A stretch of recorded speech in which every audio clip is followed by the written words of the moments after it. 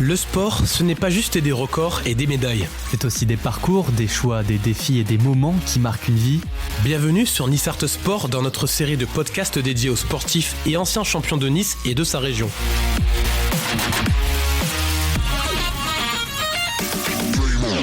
Je suis Valentin. Et moi Nathan. À travers leurs récits, nous allons découvrir comment ces athlètes ont forgé leur carrière, surmonté les obstacles et vécu leurs plus grands moments. Pourquoi ont-ils choisi ce sport ? Comment ont-ils géré la pression, les victoires et les défaites ? En collaboration avec Wavestoria, nous explorons les coulisses du sport et les trajectoires qui font vibrer notre territoire. Alors préparez-vous à entrer sur le terrain avec nous.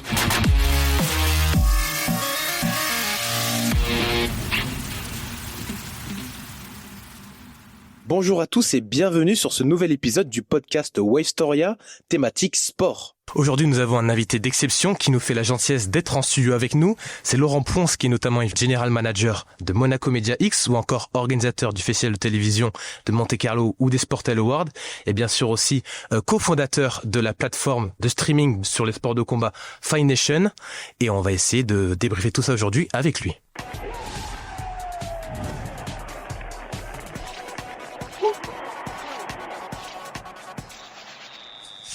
Laurent, merci d'être avec nous aujourd'hui. Pour commencer, comment êtes-vous tombé amoureux de la boxe ? Bon, tout d'abord, bonsoir. Merci pour l'invitation. J'apprécie beaucoup. Ça me fait très plaisir aujourd'hui d'être parmi vous.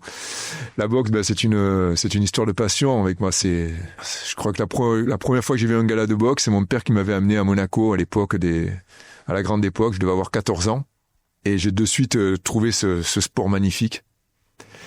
Et je me suis venu donc à la boxe après vers 17 ans. Donc je suis allé à la boxe, mon club le club de toujours, à Beau Soleil, avec toujours le même manager pendant mes 5 ans de carrière, donc Alain Bringola. J'ai fait donc les championnats de France junior, championnat de France universitaire. J'ai fait 3 années en amateur avec un beau petit palmarès amateur. Et après j'ai décidé de passer professionnel et j'ai fait une douzaine de combats pro en 2 ans. Et après j'ai arrêté, j'étais très jeune, j'avais 22 ans et je suis passé à autre chose. Mais je suis toujours resté passionné de boxe. Et donc j'ai continué à suivre la boxe, à regarder la boxe. Et depuis 2021, je suis un des cofondateurs donc de la première plateforme européenne de 100% sport de combat, Fight Nation.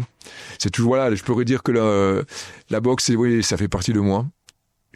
Vraiment, j'adore ce sport. C'est l'école de la vie, ça m'a apporté beaucoup. J'ai des regrets avec la boxe parce que des fois je me dis, je me suis arrêté trop tôt, c'est dommage, j'aurais pu faire quelque chose. Mais cela étant, ça m'a tellement apporté au niveau détermination, au niveau courage, qu'aujourd'hui, je suis vraiment content d'avoir fait ce sport pendant 5 ans, pas plus, mais ça m'a vraiment beaucoup apporté. Et je recommande ce sport à tous les jeunes, un sport de combat en général à tous les jeunes, même hors compétition, parce que la compétition, c'est beaucoup de sacrifices, c'est difficile. C'est un sport de combat, donc on ne joue pas avec un sport de combat, je tiens à le préciser. Mais par contre, les entraînements, la détermination que demande, le courage que demande même de pratiquer un sport de combat, même à l'entraînement, même en loisir, je le recommande. C'est l'école de la vie. Le sport de combat est l'école de la vie. Pour vulgariser l'information et qu'on comprenne bien ce que c'est évidemment Fight Nation, oui. On rappelle que c'est une plateforme qui vise à mettre en lumière des sports, des arts martiaux qui ne sont pas assez mis en valeur justement, de la savate, du kickboxing, ou évidemment maintenant du MMA qui est beaucoup plus mis en lumière, mais voilà, tous les arts martiaux. Et donc justement, quel est le but à terme de cette plateforme et comment vous avez eu l'idée de la créer justement ? Très bonne question Nathan. Donc comme tu l'as dit à juste titre, notre objectif, nous, c'est dans notre ADN, c'est de promouvoir les sports de combat, mais également les combattants. Pendant des années, il y a eu des chaînes linéaires qui ont investi beaucoup d'argent, qui se sont dans les sports de combat, que ce soit le kickboxing, la boxe. Bon, la MMA n'était pas encore autorisée en France, puisqu'elle est autorisée depuis 2021 ou 2020. Je sais 2020, janvier 2020. Et donc, on a constaté qu'il y avait au fur et à mesure, donc un petit peu après le Covid, un désintéressement des chaînes linéaires. À l'exception des gros combats, il y avait un désintéressement. Et il faut quand même pas oublier aujourd'hui ce qu'il y a des centaines, pour pas dire des milliers de combattants, tous sports de combat confondus, qui font des sacrifices, qui s'entraînent tous les jours très dur et qui n'ont aucun diffuseur, qui n'avaient aucun diffuseur. Donc on a dit c'est ma passion. Moi la boxe je le répète, m'a apporté beaucoup. Il faut qu'on fasse quelque chose pour essayer justement de mettre en lumière tous ces combattants qui aujourd'hui n'ont plus de diffuseur. Et on est parti. On s'est lancé dans Fight Nation. On a commencé par la boxe parce que c'était le sport de combat que l'on maîtrisait le mieux, dans lequel on avait le plus de contacts. Et au fil des mois, au fil des années, je pourrais m'exprimer ainsi, on a débordé sur d'autres sports de combat. Le kickboxing, qui marche bien aujourd'hui. La savate, c'est impressionnant ce que l'on peut réaliser comme chiffre avec la savate. Et le MMA. Alors le MMA, bien entendu, il y a des chaînes aujourd'hui qui sont, puisque, comme tu l'as dit à juste titre, c'est le sport de combat qui monte en ce moment, qui plaît. Donc il y a des chaînes de combat qui diffusent de très belles organisations. Mais nous, Fight Nation, donc on diffuse aussi de belles organisations, puisqu'on a fait notamment là, une organisation qui s'est déroulée à Nice il y a pas longtemps, qui a été une magnifique organisation. On diffuse aussi donc le dual fighting. On a diffusé également le Coliseum, le VMT. On a beaucoup de marques aujourd'hui, de jeunes marques d'organisations de MMA qui se rapprochent de Fight Nation pour les diffuser, les mettre en lumière. Et on le fait avec plaisir. Parce que aujourd'hui, c'est ces amateurs ou ces professionnels d'aujourd'hui qui seront peut-être demain à l'UFC. Et si demain on est repère, c'est grâce à Fight Nation. C'est la raison pour laquelle on veut vraiment, en partie oui, donc c'est très bien, en partie oui. Donc c'est la raison pour laquelle on souhaite vraiment accompagner les organisateurs d'MMA. Et il y en a quand même beaucoup qui viennent vers nous. Parce que bon, les grandes chaînes ne peuvent pas tout diffuser, et c'est tout à fait normal. Et nous, on pense que voilà, qu'on soit un petit, il n'y a pas de petit, mais je veux dire qu'on soit un débutant en MMA, en boxe, en pied-point, ou qu'on soit un professionnel, malheureusement pas du niveau mondial, on a droit d'être mis en lumière. Parce qu'aujourd'hui, n'importe quel sportif de sport de combat fait des sacrifices. Ne serait-ce que pour faire le poids, s'entraîner tous les soirs, prendre des coups à l'entraînement, faire des sacrifices, malmener son corps. Et pallier une vie de famille pour certains. Et pour certains, il n'y a pas de vie de famille. C'est compliqué parce que certains quand ils préparent un gros combat, ils sont obligés de s'arrêter de travailler. Donc s'ils n'ont pas un patron qui est compréhensif, ben ils se retrouvent sans salaire. Pour préparer un combat, un championnat de France, un championnat d'Europe, ils sont sans salaire pendant peut-être un mois de préparation. Et s'il n'y a pas Fight Nation pour les diffuser et les mettre en lumière, ben il n'y a rien. Ils vont faire leur championnat d'Europe dans la totale indifférence. Et ça, c'est pas normal. Parce qu'ils font autant de sacrifices que les grands champions du monde aujourd'hui. C'est d'où l'ADN de Fight Nation. C'est très valeureux de votre part. Mais aussi, ce qu'on cherche à comprendre, c'est que, par exemple, c'est pour le français qui a un ancrage local. On a vu que ce week-end, il y avait, par exemple, l'Hexagone MMA, l'une des plus grandes organisations françaises d'arts martiaux mixtes, ici produite à Ivry-Courcouronnes. Et justement, dans cet intérêt, il y a eu une association entre Fight Nation et l'Hexagone pour que vous diffusiez à l'international, notamment au Brésil, aux États-Unis ou en Afrique, l'organisation. Mais donc votre but, en fait, c'est de faire connaître les combattants français, européens, à une portée internationale. Alors, Fight Nation, on a une plus-value, je pourrais dire, on est, même par rapport à d'autres chaînes, on a une plus-value énorme. C'est-à-dire qu'aujourd'hui, on peut diffuser dans le monde entier. On est les seuls à pouvoir faire ça. J'enlève DAZN, qui bien entendu est une plateforme lui aussi. Mais nous, on est en plateforme digitale, on peut diffuser dans le monde entier. Et je voulais géobloquer certains pays. La collaboration que nous avons avec Hexagone est un très bel exemple. Hexagone a un partenariat avec une chaîne de télévision française. Ils diffusent en France et dans certains pays francophones. Nous, on récupère le signal et on peut le diffuser dans n'importe quel pays, tout en géobloquant les pays où la chaîne va diffuser, pour pas avoir de concurrence. Et l'avantage aussi, nous, on peut le diffuser avec le commentaire que l'on veut. C'est-à-dire que demain, si l'organisateur, il y a un combattant japonais d'exception, je donne, mais c'est concret parce que c'est ce que l'on peut faire. Voilà, Laurent, tu vas diffuser au Japon, par contre, on veut les commentaires japonais, pas de problème. On prend quelqu'un sur place. On prend quelqu'un sur place, un commentateur japonais qui va parler le japonais. En pige. Exactement. Il va commenter le combat. On va le diffuser au Japon avec les commentaires appropriés, c'est-à-dire les commentaires japonais. Il veut l'espagnol parce qu'il y a des Espagnols dans tous les pays d'Amérique du Sud ou en portugais. On prend le commentateur et on le diffuse. Et ça, on est les seuls à pouvoir le faire. Plus encore, on a aussi la possibilité, nous, de mettre en évidence des sponsors durant la diffusion. C'est-à-dire que, je donne un exemple, on va travailler avec une très belle organisation, Iranji Promotion. C'est une organisation d'Aix-en-Provence. Il fait un gala avec une fight card magnifique. En MMA ou en boxe? En boxe. En boxe. Je repasse à la boxe. Okay. Après, je reviendrai au kickboxing, parce que j'ai d'exemples aussi avec le kickboxing. C'est des combats franco-français très équilibrés. Parce que ce qui a fait aussi beaucoup de mal à la boxe, c'est malheureusement, c'est des combats non équilibrés. Déséquilibrés. C'est-à-dire qu'on connaissait déjà le vainqueur avant que ça monte sur le ring. Et ça fait beaucoup de mal à la boxe. Et ça continue d'ailleurs, malheureusement. En revanche, là, pour les combats déséquilibrés, c'est-à-dire que vous avez des bons combattants français qui rencontrent pour se faire un palmarès des combattants venant de Croatie ou des pays de l'Est qui n'ont pas le niveau. Et ça n'a pas fait du bien à la boxe. Là, la réunion dont je vous parle du mois d'Aix, c'est une réunion qui est très équilibrée, avec des combattants français, combats franco-français, de très grosse qualité. Ça sera diffusé sur Fight Nation. D'accord. Pour aider le promoteur, l'organisateur, nous, on va mettre en évidence ses sponsors principaux, en direct, pendant le direct de la manifestation. Alors, un exemple concret, on peut très bien incruster un logo à côté du chrono. Donc, durant tout le live, vous aurez le logo de la marque à côté du chronomètre. On peut très bien aussi, à chaque fois que quelqu'un va se connecter à la plateforme, avoir une petite vidéo qui va démarrer et donner une vidéo de quelques secondes du sponsor. Et ça, on va le faire dans tous les pays. Et la contrepartie, c'est donc ce système de pay-per-view. Donc, l'abonné paye 10 € pour avoir l'événement. Très bien. Voilà, on peut très bien mettre en place un pay-per-view. Mais si l'organisateur le souhaite, on peut diffuser en gratuit aussi. D'accord. Ou en gratuit que dans certains pays. Ce qu'on fait notamment avec la Savate, on diffuse en gratuit en France. D'accord. Et c'est en payant dans le reste du monde. Ça, Fight Nation, la technologie peut le faire. Est-ce qu'il y a des pays dans lesquels vous avez eu des meilleurs retours? Par exemple, si on prend le cas de l'Hexagone, est-ce qu'il y a des pays dans lesquels vous avez eu des retours vraiment impressionnants ce week-end? Alors, j'ai pas malheureusement tous les chiffres, j'ai pas regardé les chiffres pour être honnête. Et par contre, on a une fanbase dans le monde entier. Avec des pays, d'ailleurs, je crois qu'on avait fait un post il y a pas longtemps sur les réseaux sociaux où on mentionnait les 10 pays qui suivent Fight Nation, les 10 premiers pays, qui suivent Fight Nation. Et je crois qu'on a carrément même une fanbase aux États-Unis. Bon, je sais qu'en Belgique, on en a.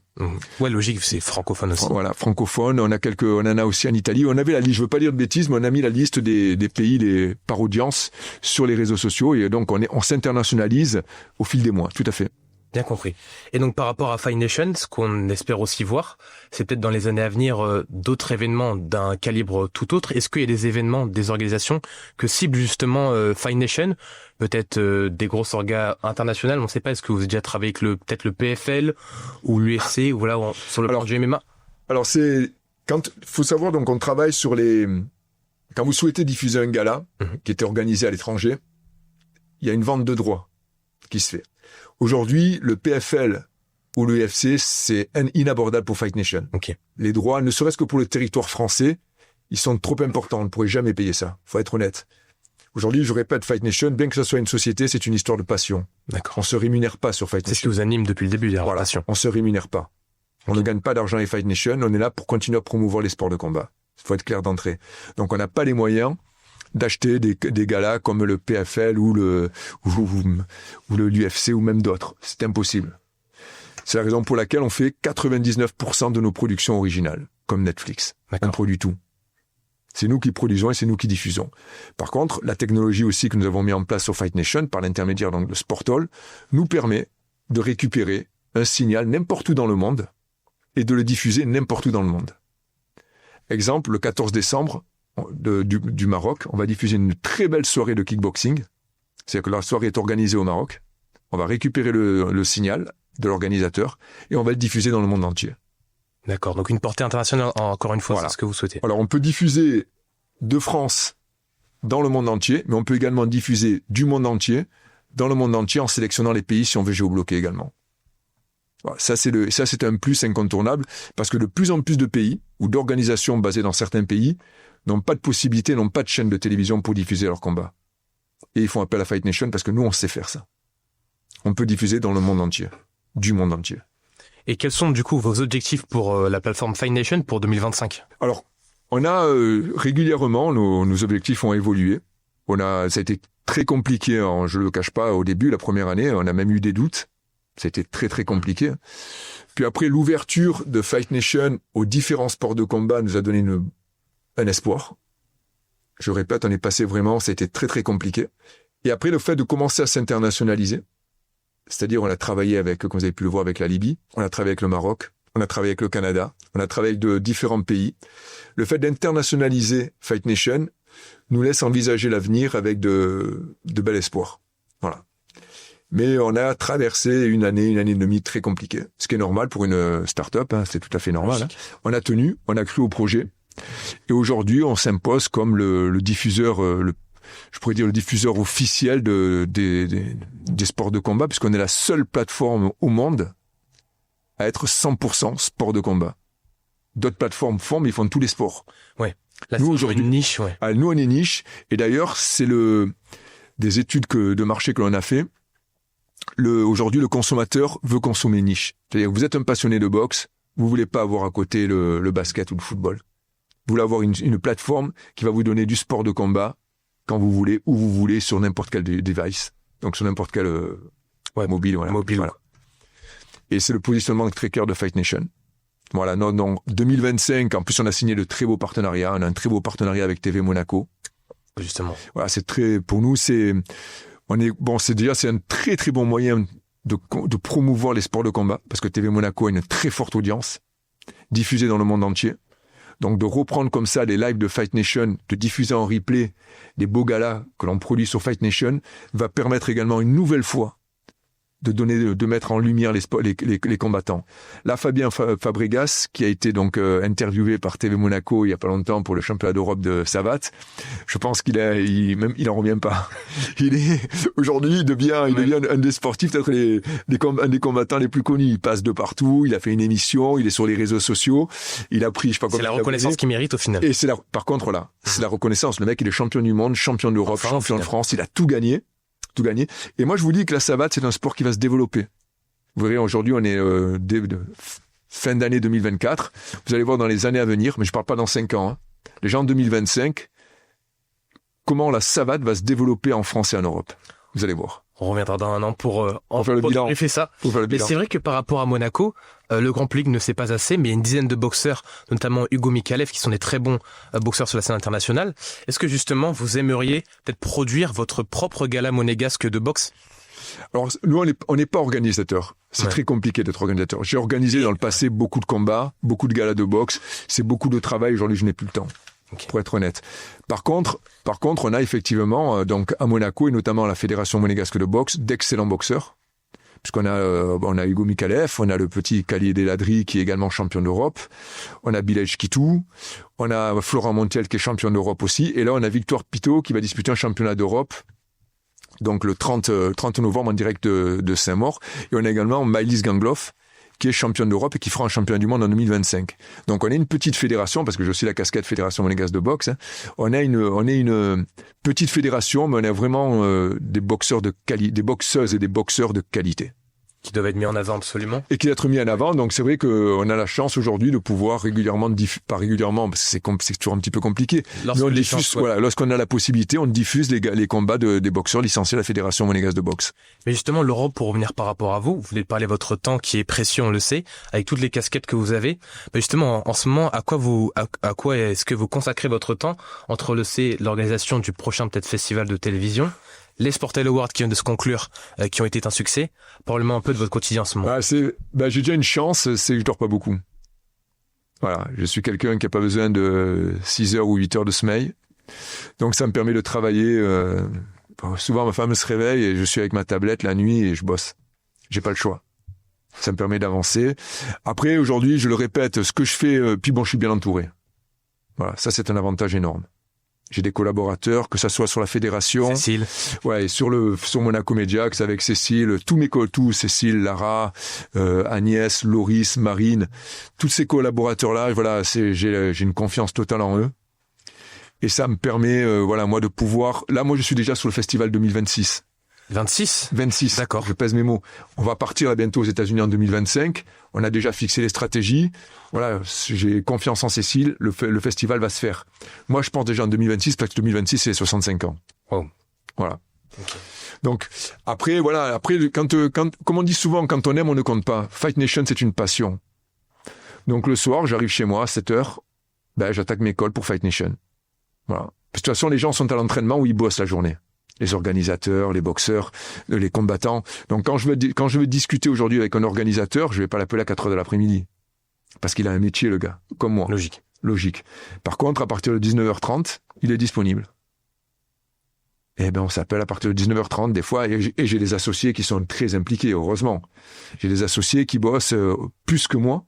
J'ai mon associé Denis qui est un cofondateur également. Lui, je sais pas comment il fait parce qu'à minuit, il est appelé il s'occupe de la com et du marketing. Donc, je sais même pas comment il fait à gérer tout ça parce que lui aussi, il a une boîte. à part de communication.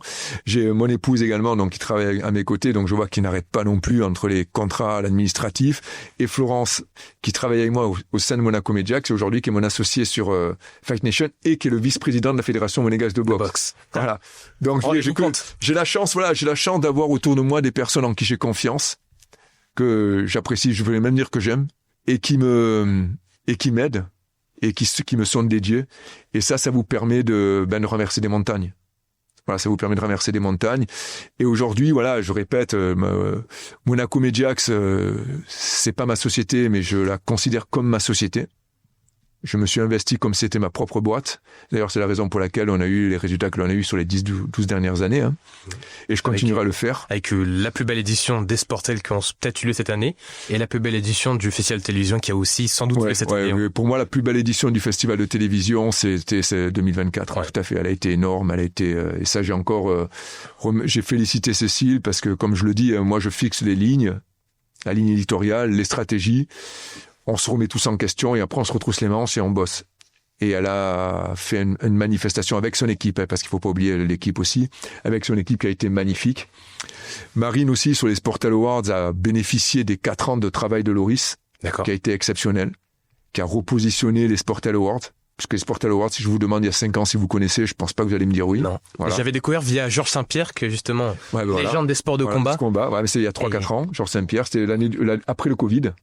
Ouais, c'était après le Covid. C'est juste après le Covid quand vous aviez repris les Sportels. Donc donc ça fait 3-4 ans qu'on a donné une belle image à cette manifestation, qu'on est en train de la développer. On a une belle notoriété au niveau sur le territoire français. Ça, c'était important avec les Sportel Awards. On va continuer à travailler pour même l'internationaliser. Voilà, donc tout ça. Et puis, comme je dis toujours, j'ai la chance de travailler avec passion. Quel que soit tout ce que j'ai fait dans ma vie, je l'ai fait avec passion. Vous m'avez parlé de la boxe, tu m'as parlé de la boxe tout à l'heure. J'ai fait 5 ans de boxe, je l'ai fait avec passion. J'ai vécu pour ça. J'ai travaillé pendant 7 ans au gouvernement.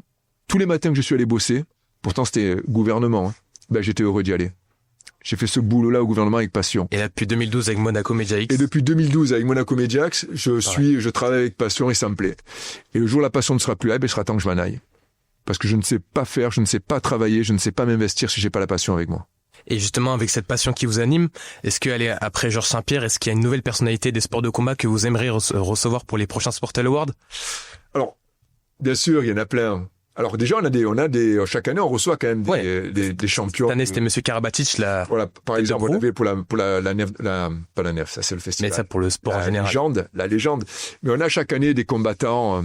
On a des combattants qui viennent sur la manifestation. Après, pour être honnête, aujourd'hui, le souci que j'ai sur les Sportel Awards, c'est le budget. Voilà. Faire venir un Américain, ça coûte tranche. Voilà, ça coûte très cher. Ouais. Ça coûte très cher. Voilà. Et on est obligé, aujourd'hui, nous, de gérer en priorité un budget. C'est malheureusement, je mets une grosse pression sur mes collaborateurs pour gérer les budgets qu'ils ont pour organiser les manifestations. Et là, on pourrait très bien faire venir. On a fait venir Vanderlei Silva, qui est une légende du MMA, de l'IFC, qui est une légende du MMA. Mais on pourrait pas le faire revenir maintenant. Parce que déjà, les billets d'avion, ils ont doublé. Les États-Unis, faut pas oublier, les billets d'avion ont doublé. C'est-à-dire qu'avant, un billet en business, on le payait 3 000, aujourd'hui, il est à même 7 000. Ou 3 500, aujourd'hui, il est à 7 000.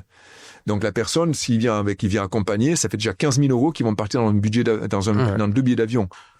Et pour moi, 15 000 euros, c'est le budget total pratiquement des avions des invités. Ouais, et du coup, pareil, pour une personnalité comme Morgan Freeman, le problème est le même, voire pire. Alors, l'avantage sur le festival, c'est qu'on a un budget qui est supérieur, heureusement. Okay. Et on a réussi à négocier un très bon partenariat avec une boîte de jet privé. Donc ça nous a permis de faire venir Morgan Freeman. Aujourd'hui, il y a quand même beaucoup de stars encore, puisque Morgan Freeman, c'est une star du cinéma et de la télévision. Bien sûr.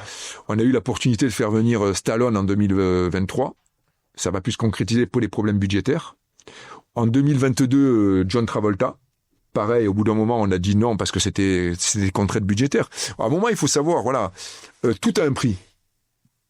Voilà. À nous de juger, est-ce que ça vaut ça, est-ce que ça vaut ça?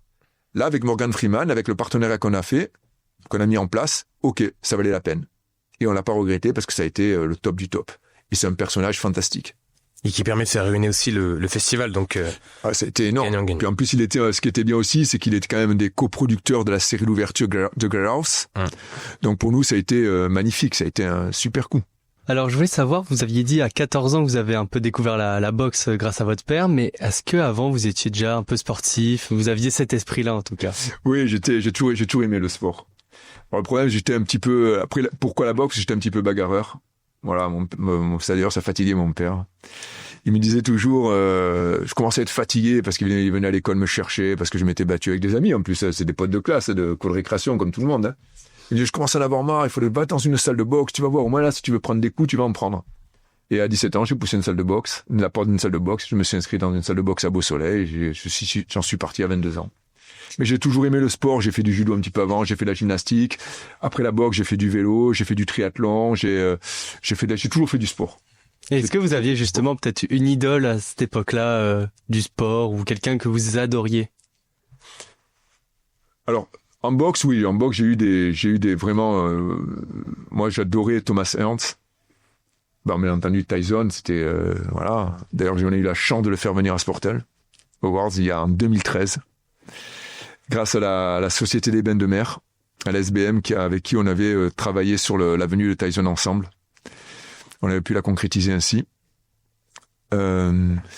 Oui, après, j'ai eu aussi vraiment des sportifs pour lesquels j'ai eu beaucoup de respect, même dans d'autres disciplines. De toute façon, quand j'adore la soirée des Sportel Awards, parce que j'arrive à l'émotion qu'elle dégage cette soirée, quand on voit des sportifs, même si je vais pas connaître leur prénom ou leur nom, quand on voit l'effort réalisé, qui est diffusé aujourd'hui au travers des images, moi, des fois, j'en ai les larmes aux yeux. Quand on voit le sportif se surpasser, mais que ce soit aux Jeux Olympiques ou dans le petit trail de triathlon de Cannes ou peu importe. Hein. Mais quand vous voyez aujourd'hui le sportif qui se transcende, que ce soit pour gagner ou ne serait-ce que pour terminer l'épreuve, moi je trouve qu'il y a que le sport qui peut procurer ce genre d'émotion. Il y a que le sport qui peut procurer ce genre d'émotion. Alors oui, j'ai adoré Laurent Jalabert en cyclisme. J'adorais Laurent Jalabert. Aujourd'hui, il fait du triathlon. Je trouve que c'est énorme ce que fait ce garçon. J'ai eu Bernard Hinault. Ça, vous en souvenez peut-être pas, vous le connaissez pas de nom, je l'ai quand même. Voilà, pour moi, c'est des légendes. Il y en a d'autres. Mais après, en boxe, un boxeur que j'ai vraiment, vraiment, vraiment adoré, c'était Christophe Thiozot. Pour moi, d'ailleurs, j'avais son style, c'était vraiment un style que j'essaie de copier. Laurent Boudouani, René Jacot, c'est vraiment des Français que j'ai beaucoup aimé, je peux dire que c'était mes idoles quand je boxais. C'était les Français. Mais après, j'avais Thomas Ernst parce que c'était un puncher, il était grand, sec, j'aimais bien, ça me plaisait. Et Mike Tyson. Puis, je vous dis, après, j'estime aussi que, notamment dans le sport de combat, tout sportif qui passe le pas de faire un combat mérite le respect parce que c'est pas évident. Faire de l'entraînement, comme j'ai dit tout à l'heure, je le recommande à tout le monde. Entraînement de boxe, de pied-point, d'MMA, c'est top. Pour le corps, pour l'esprit, pour la condition physique. Les valeurs, c'est super. En revanche, la compétition, c'est autre chose. Là, vous rentrez dans un ring, vous rentrez dans une cage, c'est plus le même monde. Et quel que soit le niveau, même si vous faites qu'un seul combat amateur dans votre vie, moi j'ai du respect pour le gars qui fera un seul combat amateur dans sa vie, parce qu'il faut le faire. Donc aujourd'hui, maintenant, vous êtes le président de la Fédération monégasque de boxe. Ouais. Est-ce que parmi les jeunes que vous voyez passer, est-ce qu'ils sont de plus en plus nombreux justement à venir découvrir ce sport? Alors, aujourd'hui, nous, on est une petite fédération. Je vais être honnête, très qualitative, puisqu'on a de très bons boxeurs, mais une petite fédération. Il y a des boxeurs, effectivement. Je parle souvent du petit Khalid El Adri parce que je l'ai repéré en amateur. Il avait été champion de France amateur et j'ai trouvé ce gamin, à l'époque c'était un gamin, hein, j'ai trouvé ce gamin vraiment très très fort, déterminé, un très très bon boxeur. Et donc je l'avais approché. Et à l'époque, j'avais monté la team Monaco Box. On avait 4-5 boxeurs qui avaient signé dans la team Monaco Box et on les faisait boxer. C'était avant le Covid. Et il est resté fidèle à la Fédération monégasque de boxe. Il est toujours resté licencié à la Fédération monégasque de boxe. Et ce gamin, il a été champion de France amateur, champion de France pro.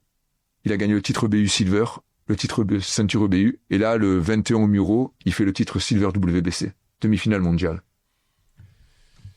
Voilà, pour moi, c'est un bel exemple. Voilà, il est parti il a pris tous les titres Il a évité personne. Il a pris tous les titres pour arriver à ce niveau-là. Pareil pour Florian Montels, champion de France, champion EBU. Et là, j'espère qu'il disputera encore le titre européen dans pas longtemps. Voilà, moi, on a aussi le petit Mikalev qui est toujours invaincu. Voilà, donc, qui, j'espère, disputera un titre bientôt. On a, je vous dis, la petite Pito aussi qui va disputer un titre européen ce week-end. Maëlys Gangloff qui a été champion d'Europe et qui va disputer un championnat du monde en 2025. Je cherche pas à récupérer les boxeurs français. C'est pas mon objectif à la Fédération monégasque de boxe. Ça, je suis très honnête. Hein. C'est pas du tout mon objectif. On est souvent approché par des boxeurs qui veulent se licencier à Monaco. Non, voilà, moi, on fait une certaine sélection. Voilà, il y a une certaine sélection. On n'a pas le temps. J'aurai pas le temps demain avec Florence de gérer 200 boxeurs. C'est pas possible. Là, vous êtes à combien à peu près? On doit en avoir une vingtaine. Pro, je parle, une vingtaine de boxeurs pro. Voilà, mais c'est déjà suffisant. Comme ça, on peut bien les accompagner. Parce qu'il faut savoir quand même que pour boxer en pro, il vous faut un tas de documents médicaux, un tas d'examens. Et tout ça, c'est bien, voilà, qu'on puisse être à côté. Surtout Florence, je pourrais dire qu'il est carrément les marraines, qui va les appeler. Il vous manque ça, il vous manque le sang, il vous manque le ci, il vous manque... Voilà, et ça, c'est un plus. Au moins, déjà, le boxeur, il a pas besoin de penser à tout ça. On a quelqu'un qui pense à lui pour tout ça. Et ça, c'est un avantage. Il a plus qu'à se concentrer sur le poids et son combat. C'est déjà pas mal. Mais ça, on peut le faire parce qu'on est une petite fédération. Demain, si j'avais 200 ou 300 ou comme la Fédération française de boxe, je sais pas combien de centaines de boxeurs pros, on ne pourrait pas travailler comme ça. C'est pas possible. Ça ne serait pas possible. Et donc, vous dirigez aussi depuis 2012 le festival de télévision de Monte-Carlo, comme l'a dit Nathan. Et vous avez vu donc passer des nombreux stars, on en a cité plusieurs. Est-ce qu'il y en a une notamment qui vous a peut-être marqué par un mot, un geste, une anecdote? Oui, alors moi j'ai beaucoup aimé Jerry Bruckheimer, qui est un des plus gros producteurs. On avait organisé un hommage autour de Jerry Bruckheimer en 2013 ou 2014, ça passe tellement vite. C'est quelqu'un avec qui j'avais pu discuter et on avait parlé de mes costumes, parce que son père était... comment on dit tailleur? Un tailleur, oui. Ouais, tailleur, merci. Son père était tailleur, donc il m'avait dit, ils sont beaux tes costumes, et j'ai dit, je l'ai fait faire là, on avait discuté, et je l'ai revu à Los Angeles, juste avant le Covid, donc en 2021. 2020. Ouais, ça... 2020, le Covid. C'est en mars, à peu près. Et je l'ai revu à une soirée qu'on avait organisée à Los Angeles, il m'a de suite reconnu, et de suite on a rediscuté, et j'ai trouvé vraiment c'est pas n'importe qui, c'est Jerry Bruckheimer, et il est capable de discuter avec vous comme demain, avec un jeune, il est d'une simplicité, d'une humilité, et moi j'aime les gens comme ça. Et mon deuxième bon souvenir, ça a été également avec Michael Douglas. J'étais avec lui dans la loge princière, donc j'étais avec le souverain, Michael Douglas et moi, on discutait tous les trois, et à un moment je me dis, mais Laurent, tu te rends compte? Tu es dans la loge du prince Albert II, qui est mon président d'honneur du festival de télévision, avec Michael Douglas, et tu te tapes la bavette. Je suis resté... C'est pas...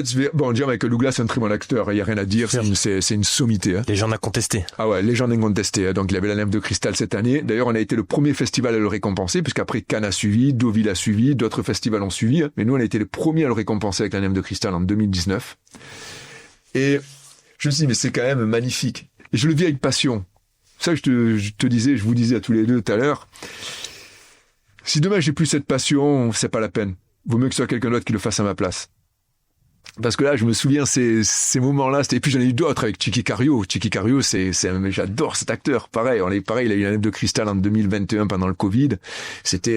J'adore, je l'avais rencontré à Paris, on avait discuté, j'ai vraiment des souvenirs avec des acteurs français, acteurs américains, des gars qui sont d'une simplicité, d'une gentillesse, c'est phénoménal. Mais Jerry Bruckheimer, eu égard au niveau de la personnalité, c'est énorme.